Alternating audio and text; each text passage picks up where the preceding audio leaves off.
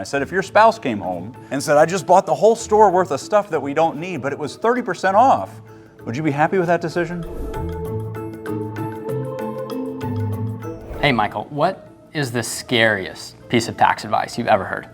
It probably goes back a few years ago when we started working with a client on their financial plan. Well, the scariest I ever heard back when the government first let people do accelerated depreciation. There was an accountant that told a client, go buy a bunch of equipment that you don't need because you can deduct it all this year. This one stock, this one position, ended up making up 50% of their net worth. All of the assets that they've accumulated and saved over their entire lifetime, 50% of that is in one position. And when the client told me that, I said, wait a second, just because you get a 30% discount on that thing that you don't need, you think this is a great idea. Their CPA had advised them not to sell that position because it would have ended up in a 5-figure tax bill. The only reason you would have to pay so much in taxes is because you made so much money. And he was like, well, yeah, of course, I get to deduct it from my taxes. And I said, if your spouse came home and said, I just bought the whole store worth of stuff that we don't need, but it was 30% off, would you be happy with that decision? What was so scary about that advice is the client was only looking at it from one perspective, right? The taxes. Right. What we don't want our clients to do is